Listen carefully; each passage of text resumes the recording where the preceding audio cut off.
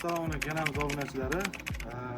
Bugun kommentariyada ko'p beriladigan savollarga javob beramiz. Ya'ni invertorda qanaqasini tanlash kerak?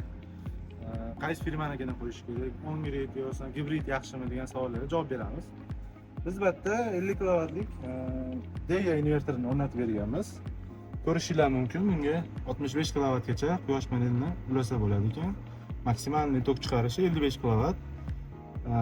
IP65, ya'ni yomg'ir, namli havolarga chidamli degan bo'ladi bu. Invertorimiz yana ko'p savol berishadi. Bu o'zi qizib ishlaydimi? Yo'qmasam sovuq ishlaydimi? O'zi aslida buni ichish harorati bo'ladi. 60 gradusgacha qizib ishlaydi. Mana hozir ham ko'rishinglar mumkin. Hozir ham yaxshigina qizib turibdi.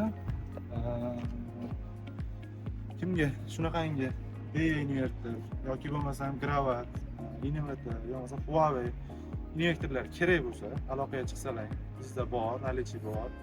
Sizlarga yetkazib beramiz, chiroyli va sifatli narxlarda.